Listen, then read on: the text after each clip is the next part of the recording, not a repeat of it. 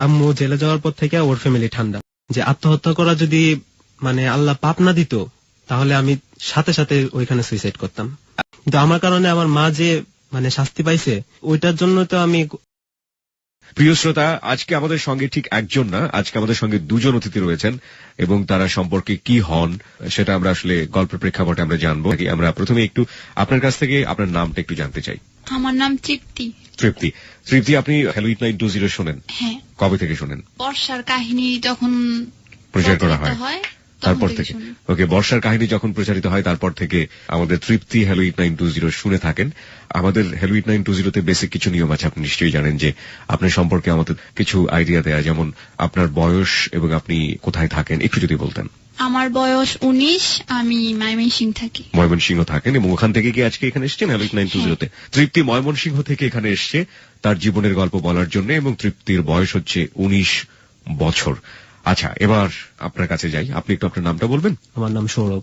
সৌরভ, সৌরভ, আপনার কাছে একই প্রশ্ন করবো, সেটা হচ্ছে আপনার বয়স এবং আপনি কোথা থেকে এসেছেন? 24। আর এট দ্য সেম আপনি ময়মনসিংহ থেকে এসেছেন। ওকে, সৌরভ এবং তৃপ্তি আছে আজকে জীবনের গল্প বলার জন্য। সৌরভ এসছে হচ্ছে ময়মনসিংহ থেকে এবং তৃতীয় ময়মনসিংহ থেকে এসছে। একজনের বয়স হচ্ছে 24 এবং আরেকজনের বয়স হচ্ছে 19। ওকে, প্রিয় শ্রোতা, প্রথমেই বলে নেই এখানে গল্পের মেইন ক্যারেক্টার হিসেবে থাকছে দুজনই, কিন্তু জীবনের গল্প বলার ক্ষেত্রে আমরা সৌরভকে প্রায়োরিটি দিব এবং সৌরভের প্রেক্ষাপটে আমরা তৃপ্তিকে তুলে নিয়ে আসার চেষ্টা করবো এখানে, কারণ জীবনের গল্পটা আসলে ওইভাবেই বিন্যস্ত। সৌরভ, আমরা শুরু করতে চাই, কোথা থেকে শুরু করবেন? আমি আমার ছোটবেলা থেকে শুরু করতে চাই। জি প্লিজ।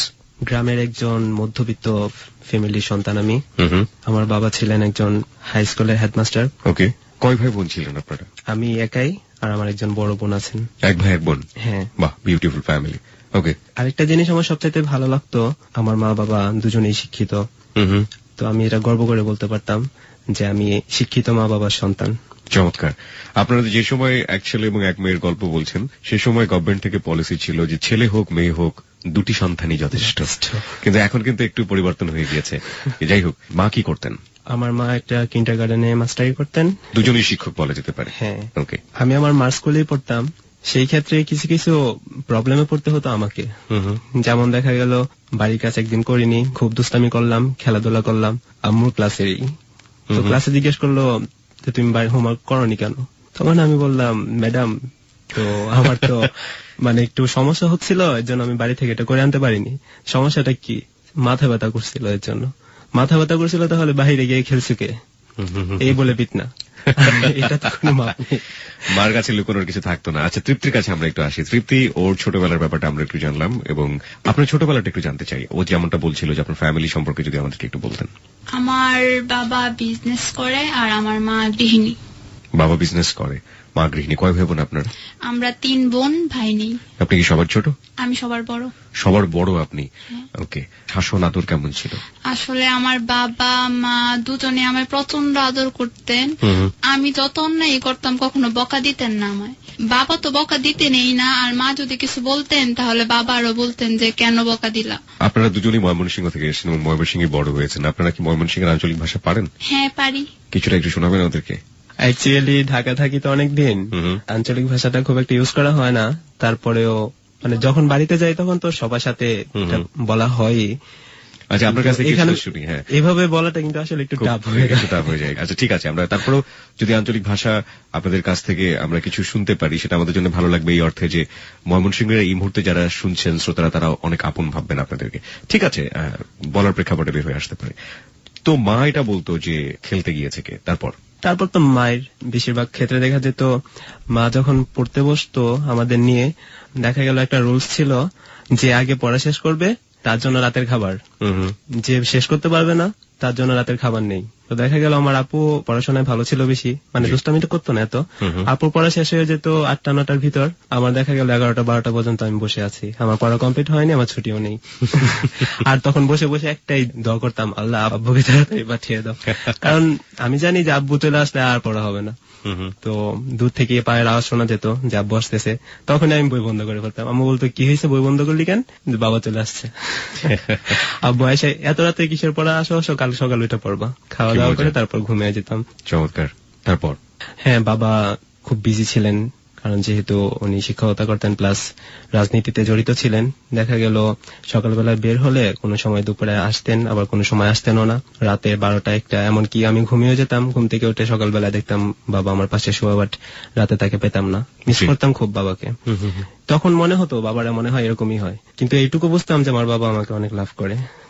মা অনেক ভালোবাসতেন, কিন্তু বাবা আমাকে শাসন করতেন না। মাও যদি না করে, মা বলতো তাহলে তো তোরা নষ্ট হয়ে যেতি, এই জন্য শাসন করতাম। অনেক সময় পড়াশোনা করার সময় দেখা যেত ঘরের দরজা বন্ধ থাকতো, আর বিকালবেলা আমাদের একটা রুটিন ছিল যে ঘুমাইতে হবে, আর না ঘুমাইলেও শুয়ে থাকতে হবে চোখ বন্ধ করে, অন্তত আসরের আগ পর্যন্ত। তো ওই সময়টা খুব মিস করতাম। বাইরে ছেলে মেয়ের একসাথে সবাই হই হুল্লো করতেছে, খেলতেছে, আমি শুয়ে আছি, আমার কোনো কিছু করার নাই, কি আর করা। তো কিছুক্ষণ পর ঘুমাতাম না, বেশিরভাগ সময় সজাগ থাকতাম, চোখ বন্ধ করে থাকতাম, আর শুয়ে শুয়ে কাঁদতাম যে বাইরে বের হইতে পারতেছি না, এই বন্দি দশা থেকে কবে মুক্তি পাবো। কিন্তু আসলে আজান পড়তো, উঠে যাইতাম, উঠে বলতাম যে আমার ঘুম হয়েছে, এখন আমি বাইরে যেতে পারি, ঠিক আছে যাও এখন।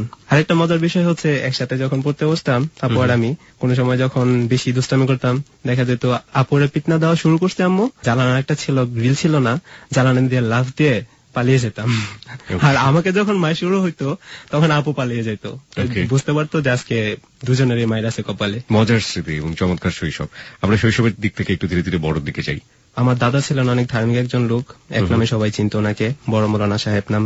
ওনার খুব ইচ্ছা ছিল আমাকে মাদ্রাসায় পড়াবেন, তো ওনার ইচ্ছা অনুযায়ী আমার বাবা আমাকে হাফিজি মাদ্রাসায় ভর্তি করান। কত বছর বয়সে? প্রাইমারি পাশ করার পর। ওকে।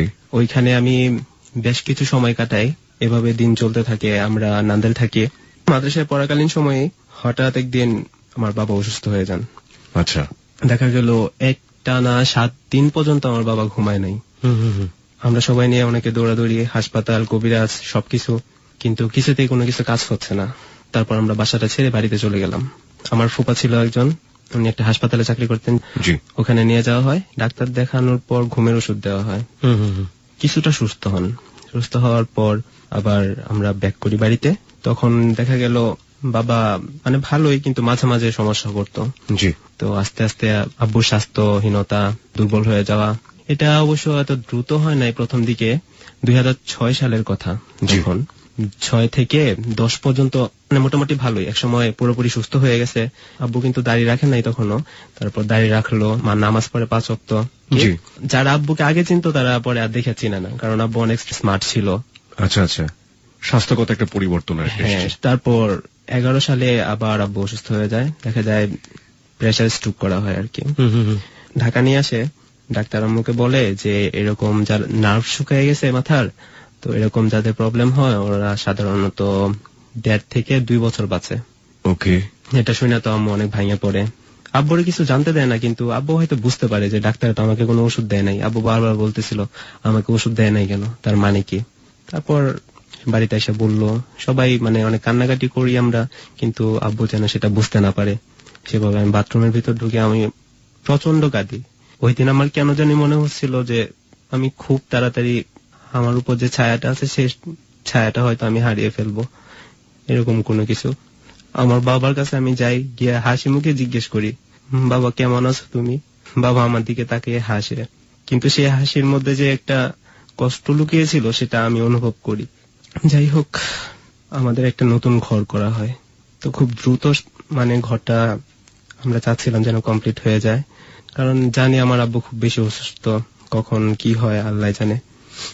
তো আব্বুর কাছ থেকে যখন আমি বিদায় নিয়ে ঢাকা আসতাম, মানে আসার সময় খুব ভালো করে আমার মুখটায় হাত বুলায় দিত, আর আমি চলে আসলে পরে নাকি আম্মুরে বলতো যে আমি যদি মারা যাই সৌরভ মনে হয় আমার দেখতে পারবো না, আর অনেক কাঁদতো সারাদিনে। তারপর আম্মু আমার ফোনে বলতো যে তোর আব্বু সারাদিন আজকে ছোট মানুষদের মতো কাঁদছে। তারপর ধীরে ধীরে আব্বুর কথা বলা বন্ধ হয়ে যায়, আব্বু বেশি একটা কথা বলতে পারতো না। আস্তে আস্তে সেই কথাটা মানে আমরা বুঝতে পারতাম না, এমন একটা অবস্থায় চলে গেল। আর শুকায় যেতে থাকলো, খাওয়া দাওয়ার প্রবলেম, কিছু খাইতে পারে না, লিকুইড জাতীয় খাবার মানে খাইতে হইতো সব সময়। তারপর লাস্টবার যখন ওই ঘরটা কমপ্লিট হয়, আব্বুর আমি নিজে কুলে করে নিয়ে ওই ঘরে শোয়াই। শেষের দিকে কি উনি চলাফেরা করতে পারতেন না? না, তখন তিনি চলাফেরা করতে পারতেন না। আর আমার বাড়িতে তো মানুষ কম, একমাত্র আমার আম্মু আর আপু। আমার যে চাচা আছেন ছোট, উনি আলাদা বাড়ি করে ওই জায়গাতে সেটেল হয়ে গেছেন, তো আমাদের এখানে একাই আমরা শুধু। তো এর জন্য প্রায় সময় আমার বাড়িতে থাকতে হইতো, আব্বু অসুস্থ যেহেতু। তো ওই জায়গায় নেওয়ার পর আমার বললাম যে আব্বু আমার তো সামনে এক্সাম, তো আমার চলে যেতে হবে। পরে বলতেছে চলে যাবা, মানে অঙ্গভঙ্গিতে এইটুকু বোঝাইতেছে আরেকটা দিন থাকো। পরে আমি বললাম যে থাকলেই তো সমস্যা, দিন তো কাছে গেছে পরীক্ষার, এখন যাইতেই হয়। তখন কি আপনি মাদ্রাসায় পড়ছেন? যখন আব্বু অসুস্থ হয়ে যায় তখন আমি মাদ্রাসা থেকে বের হয়ে আসি, তখন আর মাদ্রাসায় যাই না। তারপর আবার 9 রেজিস্ট্রেশন করানো হয়, এসএসসি পাস করলাম। পাস করার পর 2010 সালে আমি ঢাকায় ভর্তি হই। 2010 সালে আপনি ঢাকায় ভর্তি হয়ে গিয়েছেন।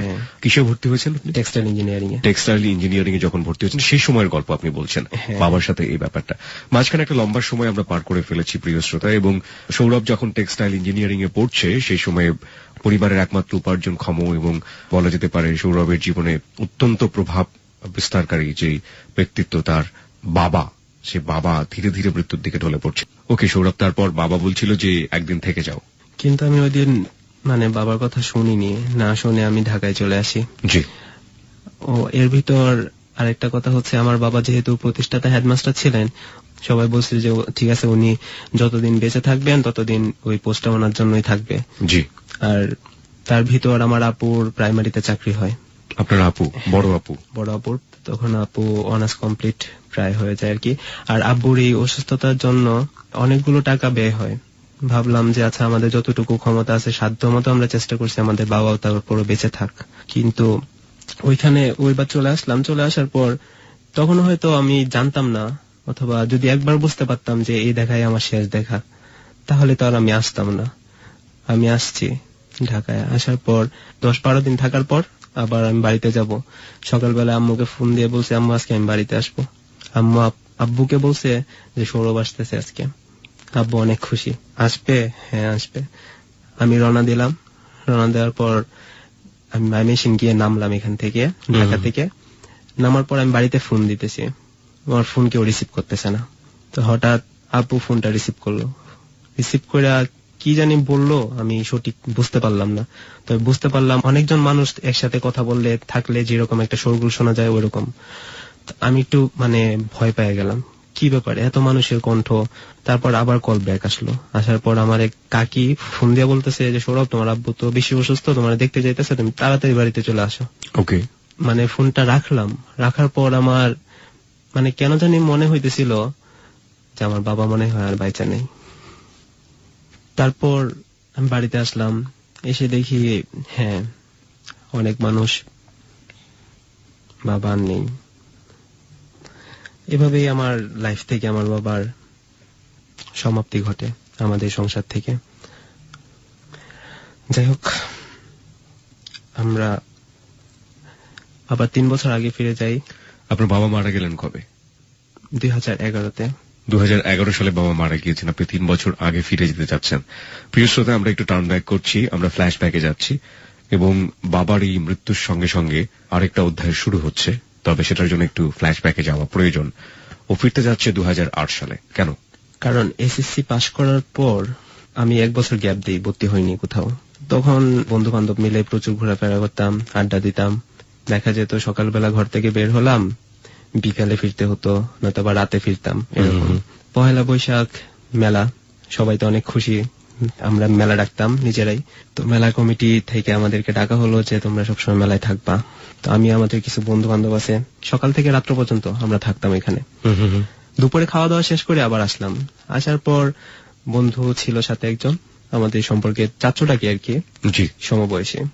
তো একসাথে ঘুরতেছি, হয় না একটা মানে হাঁটার সময় হঠাৎ একজন মানে মেয়েকে ভালো লাগলো, অথবা সুন্দর একটা মেয়ে চলে যাচ্ছে সামনে দিয়ে, এক নজর দেখলাম বাস শেষ। এরকম একটা কিছু মনে হলো, হঠাৎ সামনে দিয়ে চলে গেল কোন একটা মেয়ে। ওকে, দেখলাম এক পলকের জন্য। কিছুটা সামনে আগানোর পর হঠাৎ করে মনে হলো আচ্ছা মেয়েটা কি আরেকবার দেখা দরকার, মানে মেয়েটা কি এরকম কিছু যে দ্বিতীয়বার দেখতে হবে। আবার ফিরে দেখালাম, কিন্তু তার ফেসটা দেখা যাচ্ছে না। আমার এখনো স্পষ্ট মনে আছে, চোখে ভাসে এখনো, তার একটা কালো বল বল এরকম একটা 3 পিস পরা ছিল, চুলগুলো ছাড়া, হালকা হালকা কুকরা। আচ্ছা, এই মেয়েটাই তো আজকের তৃপ্তি, রাইট? ওকে, প্রিয় শ্রোতা, বুঝতেই পারছেন সম্পর্ক আমরা পেয়ে গিয়েছি। প্রথম দেখার অনুভূতিটা আসলে ব্যক্ত করছে সৌরভ, এবং সেই মেয়েটি হচ্ছে আজকের তৃপ্তি, যে আমাদের অনুষ্ঠানে এই মুহূর্তে রয়েছে। তৃপ্তির পরিচয় তো আমরা প্রথমেই করিয়ে দিয়েছি। মনে আছে ও যখন আপনাকে প্রথমভাবে দেখছিল, আপনি কি ফলো করছিলেন বা আপনি বুঝতে পেরেছিলেন? আসলে আমি ওকে তখন ফলো করিনি, আমি বুঝতেই পারিনি যে কেউ একজন আমাকে দেখছে। ওকে, কিন্তু সাধারণত হাঁটলে তো এরকম হয় যে সুন্দর মেয়েরা, ও যেটা বললো যে সুন্দর মেয়েরা যখন হাঁটে এরকম রাস্তা দিয়ে বা কিছু একটা, ভালো অভিজ্ঞতা খারাপ অভিজ্ঞতা দুটোই আছে। আশেপাশে ছেলেরা অনেক সময় বাজে টিকা টিপ্পনি করে, ইপটিস করে, আবার এরকম ওর মতো যারা ভবিষ্যতে কি হয়েছে না আমরা জানি না, তো এরকম অনেকে হয়তো বা একবার দেখে মন থেকে ফিল করে যে দেখলাম একবার, আরেকবার কি দেখা উচিত, এটা তো বুঝতে পারেন। হ্যাঁ, এটা হয়। ওকে, যাই হোক, এটা হওয়ার পরে কি হয় সেটা আমরা জানবো আপনার কাছ থেকে। আবার সৌরভের কাছে ফিরছি, তারপর? ওর তো ফেস দেখা যাচ্ছে না, আমি আমার ফ্রেন্ডকে বলছি আচ্ছা মেয়েটা কে, ও বলতেছে পিছন থেকে তো বোঝা যাচ্ছে না, আচ্ছা ঠিক আছে চল সামনে গিয়া দেখি। 2008 সালে কোন ক্লাসে পড়ছিল এই সময়? তখন এসএসসি পাশ করার পর 1 বছর গ্যাপে ছিল ওই সময়টাতে। তার মানে আপনার বয়স তখন 15 বছর? না না না, বেশি হবে, 17-র দিকে বয়স। হ্যাঁ, তাই তো হওয়ার কথা, কারণ এসএসসি পাশে যদি 16তে হয়। আমার তো গ্যাপ ছিল, আরো গ্যাপ ছিল মাঝখানে। ওই যে মাদ্রাসায় যখন পড়তাম তখন গ্যাপ হয়ে গেছে, আরো গ্যাপ ছিল, ধরে নিলাম 18 থেকে 19, তারও বেশি ধরবো? ওকে, আমরা একটু শুধু বয়সটা বোঝানোর জন্যই বললাম। হ্যাঁ, তারপর? আমিও আর ওইদিকে আর যাইনি না, যে আমি আমাদের সোজা হাঁটলাম, হাঁটার পর কিছুক্ষণ ঘোরাফেরার পর আবার এই মেয়েটা চোখের সামনে পড়লো। মানে দূর থেকে তাকিয়ে দেখলাম সাথে আরেকটা মেয়ে একটা বল নিয়ে একজন আরেকজনের সাথে খেলা করতেছে। আমার দূর থেকে যে মেয়েদেরকে সুন্দরী মনে হয়, কাছে গেলে আবার অনেক সময় মনে হয় না, এরকম একটা মানে ফিল আমার ভিতর সবসময় থাকে। ওকে, তো কাছ থেকে দেখার পর কাউকে সুন্দরী বলাটা খুব কমই হয়েছে আমার লাইফে। আমি ওই ছেলেটাকে বললাম ঠিক আছে চল ওই দিক থেকে একটু ঘুরে আসি। আমি ওর সামনে দিয়ে গেলাম, ওকে ভালো করে দেখলাম, কেন জানি মনে হলো এই প্রথম কোন মেয়েকে কাছ থেকে দেখার পর মানে মনে হচ্ছে যে সে পারফেক্ট সুন্দরী। ওকে, যাওয়ার পর জিজ্ঞেস করলাম যে আচ্ছা মেয়েটাকে চিনো তুমি এখন? ওরা বলতেছে হ্যাঁ চিনি। সে কোথাকার? ওরা বলতেছে আমাদের নতুন বাজারের মেয়েটা। নতুন বাজারের মেয়েটা, অথচ আমি জানি না চিনি না, কোথায় ছিল এতদিন, মানে দেখিনি তো আর কখনো। ওরা বলতেছে না আমাদের পরিচিতি আছে, আচ্ছা পরে আমি তোমাকে সবকিছু খুলে বলবো। তারপর এখান থেকে চলে আসা, এই যে দেখা, এরপর আর দেখা হয় না, অনেকদিন চলে গেল, মনে মনে খুঁজি মেয়েটা কোথায়, কিন্তু দেখা হয় না। এর মাঝখানে আমি বলতে চাই, ওকে প্লিজ প্লিজ তৃপ্তি, 2009 সালে মানে 1 বছর পর পুরো আমি ওকে ফার্স্ট দেখি মেলায়। তো আমি দেখতে পাইনি ওকে, ও শুধু আমায় দেখে। আমি আর আমার 2টা ফ্রেন্ড স্কুলে যাচ্ছি। জি, তো কোন ক্লাসে পড়েন তখন আপনি? ক্লাস 9 এ পড়ি। ক্লাস 9 এ পড়েন, ওকে। তখন স্কুলের সামনে দেখি একটা ছেলে দাঁড়িয়ে আছে। দূর থেকে দেখে মনে হচ্ছে যে ছেলেটা মনে হয় সুন্দর, মানে আপনারও মনে হচ্ছে এরকম? মানে ভালো লেগে গেল। দেখা যাক ভালো লাগা কোন জায়গাটা গিয়ে থামে। হ্যাঁ, তারপর এগোচ্ছি আর ছেলেটাকে দেখছি। তারপর এক সময় দেখলাম যে ছেলেটা আমার দিকে তাকালো, আর আমার অভ্যাস ছিল যে কোনো ছেলে দিকে আমি তাকাতাম না, মানে যখন বুঝতে পারতাম ছেলে আমার দিকে তাকাচ্ছে তখন তাকাতাম না, মানে এক নজর দেখতাম, দেখার পর আর তাকাতাম না। ও যখন আমার দিকে তাকায় আমি তখন অন্যদিকে ফিরে যাই। তো ওরে দেখে আমার মনে হলো যে এই ফার্স্ট মনে হয় নান্দাইল ভালো কোনো ছেলে দেখলাম। বুঝতেই পারছেন যে আমরা যেই বেদনা বিধুর সময় কাটিয়েছি, জীবনের গল্প এখন ঠিক অন্যদিকে মোড় নিয়েছে। আমরা ঠিক জানি না সামনে আমরা কোন ধরনের ফিলিংস এর মধ্যে দিয়ে যাব। সুইট একটা ফিলিংস এর জন্ম হয়েছে, কিন্তু এখন পর্যন্ত দুজনের মধ্যে কথোপকথন হয়নি। আমরা কি সৌরভের কাছে ফিরে যাবো আবার? ওকে সৌরভ, তারপর? ও যেটা বললো আমাকে ফার্স্ট দেখে ওই দিন, কিন্তু আমি কনফিউজ ছিলাম মেয়েটা কি ওইটাই না অন্য কেউ, কারণ তখন হয়তো ওর নাকে নোলক ছিল না, কিন্তু পরে নোলক পড়া দেখলাম, তারপর চেহারাটা দেখলাম অনেক আগে, ওই দিন ছিল আবার স্কুল ড্রেস পরা। আমি কনফিউজ ছিলাম এর জন্য যে মেয়েটা কি ওই মেয়েটাই না অন্য কেউ। আমি একবার দেখার পর দ্বিতীয়বার তাকালাম, তারপর আর তাকাই নাই, ভাবলাম আচ্ছা যেই হোক চলেই তো যাবে, তাকায় থেকে লাভ কি, তার চেয়ে বরং অন্যদিকে খোঁজ করে দেখি বাসার দিক থেকে তাকে চেনা যায় কিনা। একদিন বিকালে আমি ওদের এলাকায় যাচ্ছি, এমনিতেই দেখি ওই মেয়েটা আর সাথে আরেকটা মেয়ে একসাথে, ওরা সম্ভবত শপিং করে যাচ্ছে, হাতে শপিং ব্যাগ।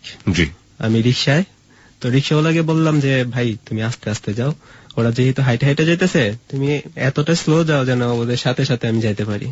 রিক্সাওয়ালা আবার আমাদের পরিচিত ছিল, বলতেছে ভাই তোমার কোন মেয়েটা লাগবে বলো। আমি বলছি কেন চিনো তুমি? পরে বলে হ্যাঁ চিনি। বলছি আচ্ছা যে লম্বা করে মেয়েটা চিকন, ওই মেয়েটাকে? পরে বলে ঠিক আছে ওই মেয়েটা যে জায়গা দিয়ে যাবে তোমার ওই গলিতে নিয়ে দাঁড় করাবো, চলো আমরা আগেই চলে যাই। বাজারের ভিতর দিয়ে যদি হাঁটার মতো রিক্সা চালাই তাহলে পাবলিকে ধরে পিটাইতেও পারে। আমরা চলে গেলাম সামনে, যাওয়ার পর ওরা আসতেছে, আসার পর দেখলাম ভালো কইরা। কিন্তু এখানে আরেকটা মজার বিষয়, সেটা হচ্ছে ওর সাথে ছিল ওর ফুপি। আমি যখন ওদেরকে ফলো করতেছিলাম তখন ও বলতেছিল ওর ফুপিকে যে ফুপি মনে হয় ছেলেটা তোমাকে পছন্দ করে। আসলে ও তখন আমার দিকে আর চোখে তাকাতো আর ফুপির দিকে তাকায় থাকতো যাতে আমি বুঝতে না পারি। তো আমি ভাবছি হয়তো ফুপিকে পছন্দ করে। আমি ফুপিকে বলছি যে দেখো ছেলেটা না তোমাকে পছন্দ করে, কিন্তু মনে মনে খুব কষ্ট পাচ্ছি। কারণ যেহেতু ফার্স্ট টাইম দেখে আমার ভালো লাগছিল, এটা সেকেন্ড টাইম দেখা ওকে, ভাবতেছিলাম যে হয়তো ফুপিকে পছন্দ করে। তো আমি ফুপিকে বললাম যে ছেলেটা হয়তো তোমাকে পছন্দ করে। ফুপিরও খুব পছন্দ হলো ছেলেটাকে। জটিলতা শুরুর আগেই শুরু হয়ে গেছে। ওকে, তারপর রাতে ওর বিষয়ে অনেক কথা হলো ফুপির সাথে। তো ফুপি বলতেছে ঠিক আছে আমি কালকে তাহলে ওই ছেলের নাম্বারটা জোগাড় করব। আমরা শপিং করতে যাওয়ার সময় যে দোকানে শপিং করা হয় ওই দোকানে আবার ও কথা বলে ওই লোকটার সাথে, মনে হয় পরিচয় ছিল। তো ওই লোকটার কাছ থেকে পুপি ওর নাম্বারটা আনার পর ওর সাথে কথা হয়। আর কি আচ্ছা, এখানে কি কথাটা শুনি। হ্যাঁ, ওই দিন তো মানে আমি চলে যাই ওদের সাথে কইরা। পরের দিন আবার বিকেল বেলা আসি, আসার পর ওই যে যেখান থেকে শপিং করে গেল ওই লোকটা আমাকে ডাক দিছে। ডাক দিয়ে বলতেছে শোনো একটা সুখবর আছে। জিজ্ঞেস করলাম যে মানে সুখবরটা কি? পরে বলতেছে ওই যে মেয়েটা, ওই মেয়েটা তো তোমার নাম্বার নিয়ে গেছে আইসা। কে? তৃপ্তি। তখন আমি অবশ্য নাম জেনে ফেলছি, যে কোনো ভাবেই হোক। ওকে, হ্যাঁ। পরে বলতেছে না তৃপ্তি তো নেয় না, তৃপ্তির ফুপি নিয়ে গেছে। তৃপ্তির ফুপি নিয়ে গেছে মানে? পরে বলতেছে আরে বুঝো না, মনে হয় ও তো আসতে লজ্জা পায়, ওর ফুপি নিয়েছে জন্য। বলছে আচ্ছা ঠিক আছে, যে নিয়ে থাকুক ফোন তো দিবে। তো ওই দিন বিকালে একটা অন্য নাম্বার থেকে ফোন আসলো। তো আমি তো প্রস্তুতি আগে থেকে আসতে পারে ফোন। আসার পর বললাম হ্যালো, কে? বলতেছে আচ্ছা আপনি কি সৌরভ? বলছি হ্যাঁ সৌরভ, আপনি কে? বলতেছে আপনি এখন কোথায় আছেন? বলছি আপনি কি চিনবেন আমি কোথায় আছি? বললে হ্যাঁ চিনবো। ও আমি কলেজ মাঠে। চিনছেন? হ্যাঁ চিনছি। সাথে কি আছে? ওইটাও কি চিনবেন? হ্যাঁ ওইটাও চিনবো। তাহলে বন্ধুদের নাম বললাম যে ওরা আছে আমাদের সাথে। বলতেছে আচ্ছা ঠিক আছে, ওদের কাছ থেকে দূরে যান, একা যান, পরে আপনার সাথে কথা আছে। আচ্ছা দূরে গেলাম, যাওয়ার পর পরিচয় দিল যে আমি ওই মেয়েটা। বললাম ও কেমন আছেন? তখন তো আমার শ্রদ্ধা বাইরে গেল। আপনার শ্রদ্ধা বাড়ছে আর ওর স্নেহ বাড়ছে না, ওর যে কি বাড়ছে সেটা আমরা জানি না। যাই হোক, হ্যাঁ তারপর জিজ্ঞেস করলাম কি ব্যাপার, আপনি আমার নাম্বার কোথায় পেলেন? আমি জানি, তারপরও জিজ্ঞেস করলাম আর কি, যেখান থেকে পারি নাম্বারটা জোগাড় করছি আপনার সাথে কথা বলার জন্য। তা আমি বললাম আমার সাথে কি কথা? বলতেছে যে থাকে না এমনিতে আপনাকে ভালো লাগে কথা বলতে, এর জন্য। তখন তো আমার ভিতরে একটু মানে খটকা লেগে গেল। আমি একটু জিজ্ঞেস করলাম আচ্ছা এক মিনিট আমার কথাটা শোনেন। কি? আপনার সাথে যে ওই দিন একটা মেয়ে ছিল, ওই মেয়েটা কে? বলতেছে আমার ভাইস্তি হয়। ভাইস্তি হয় মানে কেমন ভাইস্তি? কেমন ভাইস্তি মানে আপন ভাইস্তি, আপন বড় ভাইয়ের মেয়ে। বলছি ও আচ্ছা, কেন বলেন তো? আমায় জিজ্ঞেস করতেছে। না মেয়েটাকে আমি অনেক দিন ধরে পছন্দ করি, কিন্তু বলতে পারতেছি না। আন্টি আপনি আমায় হেল্প করেন প্লিজ। মানে সে মনে হয় একটু শকড। বলতেছে না না এসব কি বলেন, ও খুব ভালো মেয়ে, ওই প্রেম টেম করবো না, শুধু শুধু ওর করে লাভ নাই। না আন্টি আমি বিশ্বাস করি পৃথিবীতে পারা যায় না এমন কোনো কিছু নাই, মন থেকে চাইলে সবই পাওয়া যায়। আপনি আমায় শুধু একটু হেল্প করেন, দেখবেন ও ইনশাল্লাহ রাজি হয়ে যাবে। ও তো কনফিডেন্সলি না করতেছে, না এটা হবেই না কখনো। বলছে আচ্ছা ঠিক আছে আমি আপনার সাথে বড় কথা বলবো এই বিষয়ে। তো দেখা গেল রাতে আবার ফোন দেয়, ও বলে আমার কথা, আমি বলি তৃপ্তির কথা। দেখা গেল ও সরাসরি বলতে পারতেছে না, যেহেতু আমি প্রথমে ওকে আটকিয়ে দিছি, ওর ভাইস্তির কথা বলে ফেলছি। তো আমি বললাম যে দেখেন আন্টি আমি তো ওরে অনেক লাইক করি, এখন কি কইরা ওরে পাওয়া যায় ওরকম একটা বুদ্ধি দেন। পরে বলতেছে ও তো প্রেম করবো না, তার চেয়ে বরং আমি প্রেম করব, আমার জন্য একটা ছেলে খুঁজে দেন। আপনার জন্য? আচ্ছা ঠিক আছে, কেমন ছেলে পছন্দ আপনার? পরে বলতেছে আপনার মতো হলেই চলবে। তখন আমি যতটুকু বুঝলাম না আন্টিকে দিয়ে কাজ হবে না, কারণ এখানে মানে আমি ভাবছিলাম হয়তো হেল্প করবে, কিন্তু যে সিচুয়েশনে পড়ে গেছি হেল্প তো কোনোদিন আশাই করা যায় না। কি করা, তো তার সাথে মিট করার চেষ্টা করলাম। তো সেও আমাকে একটা অ্যাড দিল, আচ্ছা ঠিক আছে আপনি যদি আমার একটা হেল্প করতে পারেন তাহলে আমি আপনাকে প্রেমটা করিয়ে দেবো। ওকে, কি হেল্প? পরে বলতেছে একটা ছেলের নাম বললো আমাদের ছোট বেজের। বলছে ওই ছেলেটাকে আমি লাভ করতাম। আচ্ছা, তো ওই ছেলেটা এখন মানে আমার সাথে ব্যাকআপ হয়ে গেছে, কিন্তু আমি আবার তারে ফেরত চাই। যদি আপনি সেটা আবার মিট করাই দিতে পারেন তাহলে আমি মানে তৃপ্তিটা আপনাকে করাই দেবো। ওকে, হ্যাঁ, তৃপ্তি বোধহয় কিছু বলতে যাচ্ছেন। মাঝখানে ওই দিন ওর সাথে কথা বলার পর আন্টি আমায় বলে যে ওই ছেলেটা তো তোকে পছন্দ করে, কিন্তু আমি বিশ্বাস করি না, ভাবলাম ফান করতেছে আমার সাথে। তারপর আমি বললাম না আমার বিশ্বাস হয় না, তুমি আমার সাথে ফান করতেছো। পরে বলে না ফান করতেছি না। তারপর আবার ওরে ফোন দেয়, ফোন দিয়ে আমার ওটা শোনায়। তারপর আমি না করে দিই যে না আমি রিলেশন করব না। হয়তো ওরে ভালো লাগছিল কিন্তু রিলেশন করব ওইরকম কোনো ইচ্ছা আমার ছিল না, কারণ বাবা মা আমায় অনেক বিশ্বাস করতো, ভালোবাসতো, ওদের মনে কষ্ট দিব ওইটা আমি মানে ভয়ও কাজ করতো যে জানতে পারলে ওরা কি ভাববে আমায়, সেটা। পরিবারের বড় মেয়ে আপনি? হ্যাঁ, তো আমি না করে দিই আন্টির কাছে যে ওকে তুমি না করে দিবা। বলে আমায় কথা বলতে, আমি বলি না আমি কথা বলতে পারবো না, তুমি না করে দিও। তো তারপর হ্যাঁ সৌরভ, তারপর আমি মানে একটা কথা আছে না, প্রেমে পড়লে অনেকেই মানে মাঝে মাঝে বুকা, এমনকি বুকার চেয়ে বুকা হয়ে যায়। সবকিছু ভুলে আমার সেই ছোট ভাইরে ফোন দিলাম, ফোন দিয়ে বললাম তুমি আমার সাথে একটু দেখা করো। আসছে, আসার পর বললাম, যেহেতু সম্পর্কে আপনার ফুপি হয়, আপনি তাকে কি বলছেন? আন্টি বলছেন। ফুপির বয়স কত ছিল? আপনার সমবয়সী? না, 2 বছরের বড়। আপনার 2 বছরের বড় ছিল, এবং সে প্রেম করতো সৌরভের জুনিয়রের কোন একজনের সাথে। ওকে, কারণ আমাদের এখানে সবাই কনফিউজ হয়ে যেতে পারে যে আন্টি ফুপি তারা তো একটু অনেক বেশি সিনিয়র হন, কিন্তু উনি আসলে খুব বেশি সিনিয়র ছিলেন না, 2 বছরের বড় ছিলেন আমাদের তৃপ্তির চেয়ে, বুঝতেই পারছেন। হ্যাঁ, তারপর সৌরভ আরেকটা ইনফরমেশন দিয়ে রাখি, ছোট চাচু আছে ওর। ওর বয়সের ছোট চাচু আছে? হ্যাঁ, এরকম আছে, অনেকেই আছে। দেখা গেল যে মামাকে অনেকে কোলে নিয়ে ঘুরছে ভাতিজি, এরকম ঘটনাও ঘটে যায়, এরকম হয়ে যায়। হ্যাঁ, হতেই পারে। আচ্ছা, যাই হোক, হ্যাঁ বলেন। তারপর ডাক দেওয়ার পর বললাম যে দেখো আমার তো এরকম প্রবলেম, এখন তুমি যদি এটা ব্যাক করো তাহলে আমি ওর সাথে কন্ট্রাক্ট করার মতো একটা সুযোগ পাচ্ছি। কিন্তু বলতেছে ভাই এছাড়া আপনি যাই করতে বলেন আমি তাই করতে রাজি, কিন্তু তবু আমি অনলে ঝাঁপ দিব না। ওকে, তারপর সে যেহেতু রাজি হয় নাই, তো ওদের বাসায় মনে হয় ওর কোনো ফ্রেন্ড গেছিল।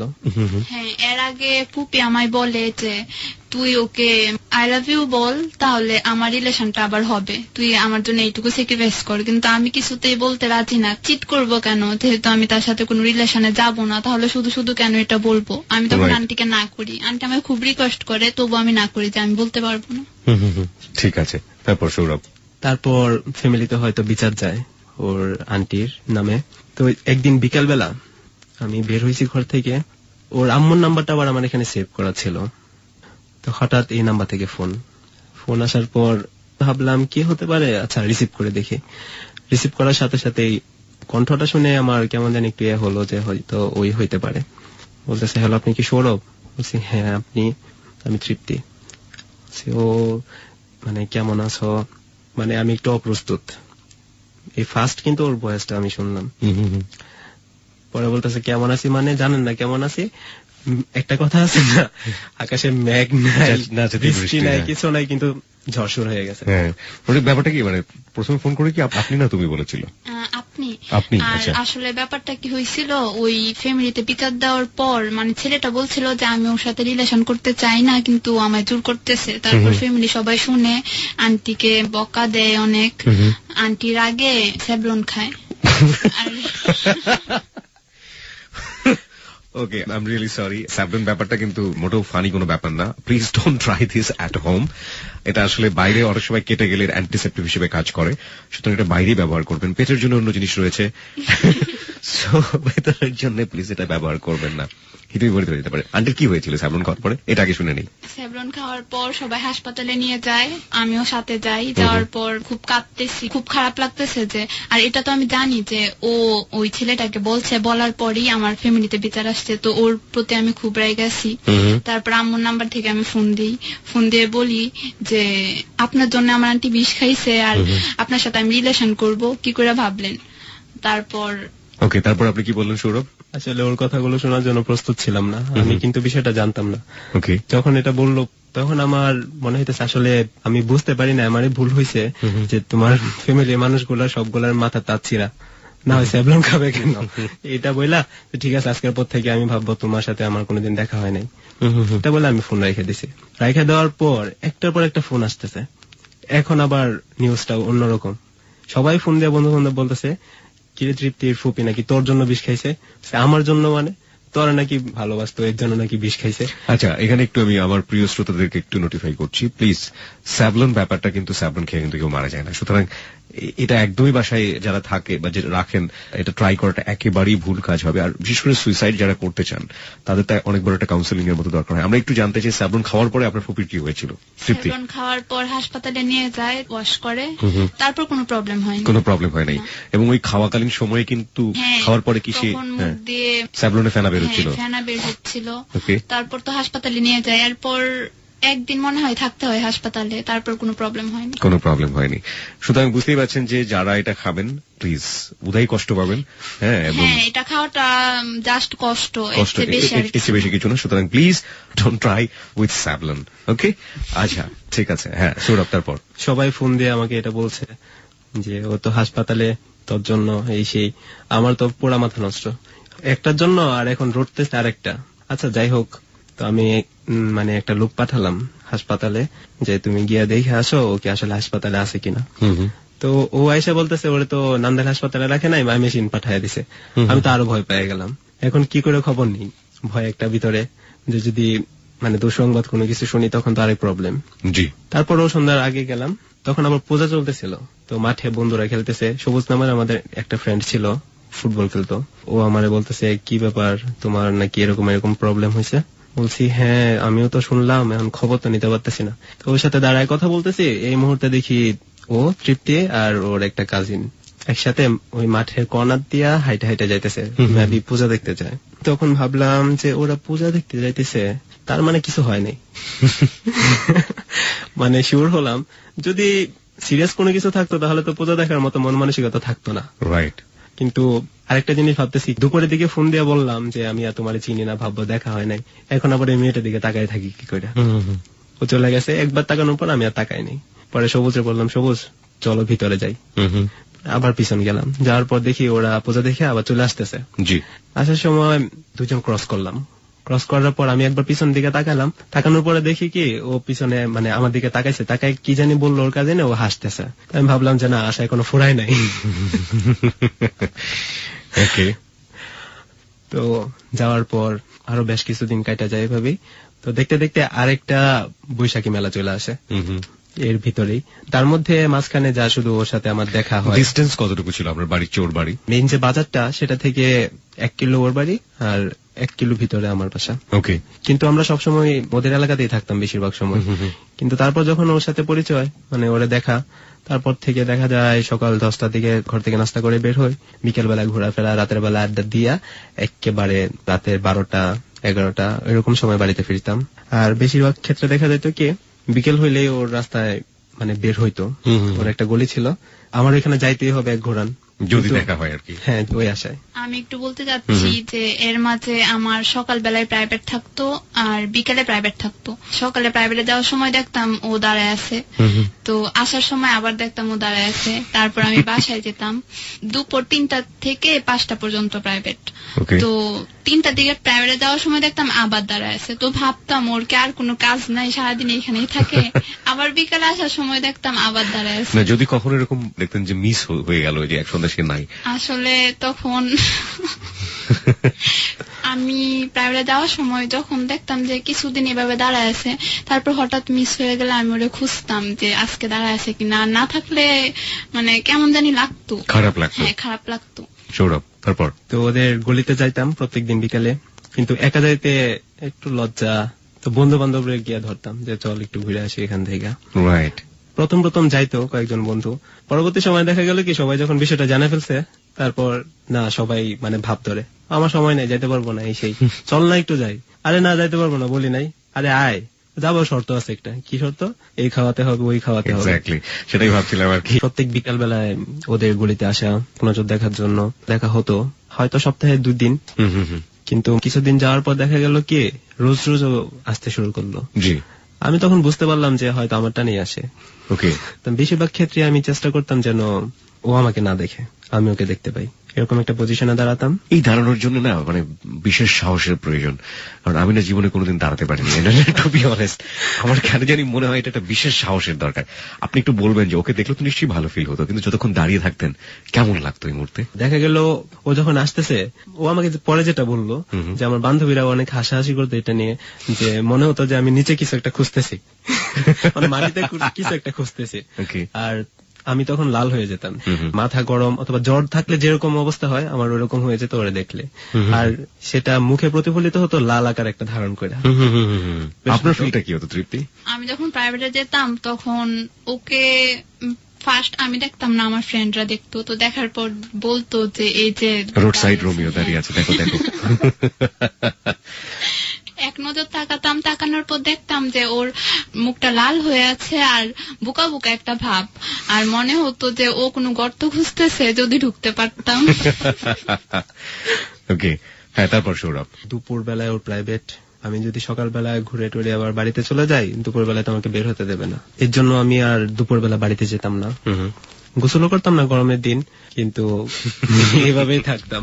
তো দেখা গেল সব বন্ধু বান্ধব বাড়িতে চলে গেছে, আমি একা হয়ে গেলাম। তখন কি করব, একটা নদীর পাড় আছে আমাদের কলেজ মাঠের পাশে, তো ওইখানে গিয়ে একা একা বসে আছি, কখন 2টা বাজবে।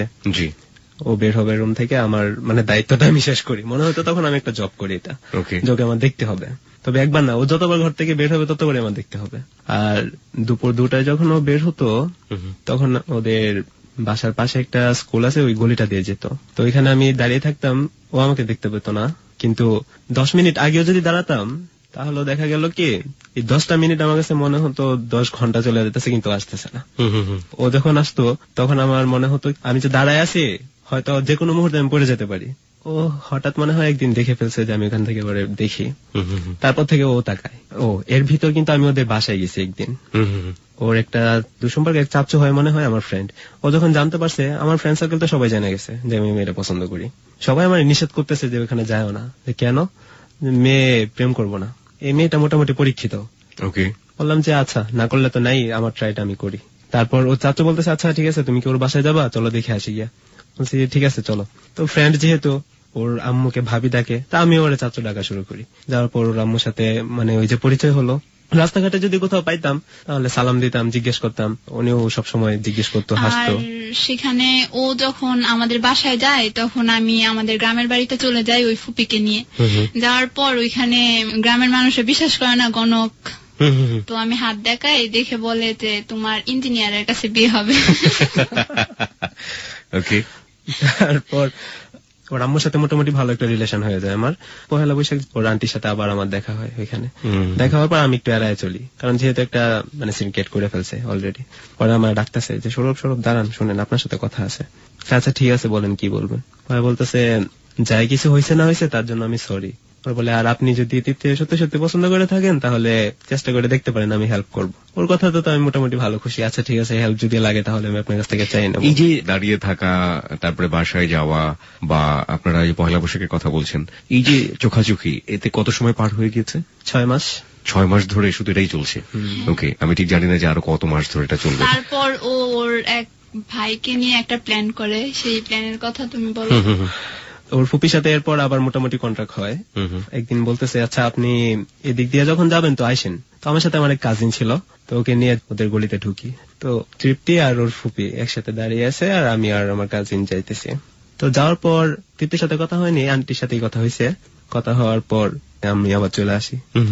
পরে আমার এই কাজিনটাকে বলতেছি আচ্ছা তুমি কি আমার জন্য একটু হেল্প করতে পারবা? পরে পরে কি হেল্প, যে দেখো ওর ফুপি যাই কিছু বলুক না কেন, আমার কেন জানি মনে হয় ও যতদিন পর্যন্ত প্রেম না করবে আরেকটা, ততদিন পর্যন্ত আমার বাধা হয়ে থাকবে। তো তুমি ওর সাথে রিলেশন করো, আমি ওর সাথে রিলেশন করব, কিন্তু মেয়ে কি করবে নাকি? বলছি হ্যাঁ মনে হয় করবে, আমাদেরটা হয়ে গেলে পরে না হয় তুমি ব্যাকআপ করে ফেলো, নো প্রবলেম। তারপর যেই কথা আমি ওর ফুপিকে বলার আগে ওর ফুপি আমাকে ফোনে বলতেছে আপনার সাথে যে ছেলেটা আসছিল, ছেলেটা বাড়ি কোথায়, কি করে, ফোন নাম্বারটা কি দেওয়া যাবে? আচ্ছা ভালোই হয়েছে। আচ্ছা দেওয়া যাবে না কেন, নেন, ফোনে কথা বললেন আপনি। ও তো আমার সাথেই। বলছি যে আচ্ছা ফোন নাম্বার যেহেতু নিছে তোমাকে ফোন দেবে। তো ফোন দেওয়ার পর 2-3 দিন যাওয়ার পরে ওদের রিলেশন হয়ে গেছে অলরেডি। হয়ে যাওয়ার পর মানে তার ফেসিলিটিটা আমি ভোগ করবো, কারণ যেহেতু ওর ফুপি, সেই হিসেবে আমার কাজিন যেহেতু দূরের, সেখান থেকে আসে, আমাদের এখানে আসার পর ওর ফুবি বলে আসো দেখা করবো তোমার সাথে। ও বলে আমি তো নান্দালে কিছু চিনি না, ছেলে পেলেরা আমার দেখলে মানে মাইরও দিতে পারে, তো আমি তো সৌরভ ভাইয়াকে ছাড়া যাবো না। এই একটা সুযোগ। বলছে আচ্ছা ঠিক আছে তুমি সৌরভ রে নিয়ে আসো। সৌরভ ভাইয়া তো একা একা আসবো না, তুমি তৃপ্তি এনে নিয়ে আসো, তাহলে সৌরভ ভাইয়া আসবো। কিন্তু আমি তো আসবো না, আন্টি আমাকে খুব রিকোয়েস্ট করতেছে। আমি ভয় পেতেছি যে কখনো তো এর আগে এরকম হয়নি, খুব হাতে পায়ে ধরতেছে। আচ্ছা ওর মুখের দিকে তাকায় আমার জন্য ওর দেখা করাটা মিস হবে, আর যেহেতু একসাথে থাকি এরপর হয়তো এটা নিয়ে প্রবলেম হইতে পারে, তো আমি গেলাম। ওকে, ও এভাবে আসা শুরু করলো। আমার কাজিন ওর ফুপির সাথে কথা বলে, কিন্তু ও দেখা যায় একা একা দাঁড়ায় আছে। আমি গিয়ে সারাদিন কথা বললো, আমি কি আছি, ওর আশেপাশে কেউ একজন আছে, ওর এটা ফিল নাই। ও বাড়িতে গেল। বাড়িতে যাওয়ার পর ও যখন আসতেছে রিক্সা দিয়ে ওর ফুপির সাথে, তখন আমি রিক্সার মাঝখানে দাঁড় করালাম। কথা বললাম আমার আন্টির সাথে, বললাম যে আচ্ছা আপনি নামেন, আপনার সাথে কথা বলি। সম্ভবত 1 হাত দূরে হবে, কিন্তু ও আমাদেরকে তাকাই না। আমার মনে হইতেছে আমি অশরীরী কেউ একজন, আমার শরীর নাই, আমি জাস্ট কথা বলতেছি, ওর কোনো ফিলিংস নাই, ওর চোখের মধ্যে কিছু ভাসতেছে না। তো একদিন আবার রাতের বেলায় বলতেছে যে আপনারা কোথায় আছেন, আমরা তখন ময়মনসিংহ। বলতেছে আচ্ছা আপনার কাজিনকে নিয়ে আসেন, অনেকদিন ধরে আমি দেখি না এসেই। পরে আমি বলছি আচ্ছা কাজিনকে বলেন। তো কাজিনকে বলছে, কাজিন তো জানেই যে তার রিলেশনটা একমাত্র আমাকে হেল্প করার জন্য। সে বলতেছে আচ্ছা তাহলে তুমি এক কাজ করো, তৃপ্তিকে নিয়ে আসো। তারপর আমরা গেলাম। যাওয়ার পর আমাদের একটা কি ব্যাংক ছিল ওইটা ছাদে, ওইখানে আসছে। আসার পর দেখা গেল কি মানে ওরা দুজন কথা বলতেছে, আমি এক পাশে দাঁড়ায় আছি, ও গিয়ে ছাদের এক কর্নারে দাঁড়ায় রয়েছে। তো আমি ওর কাছে গেলাম।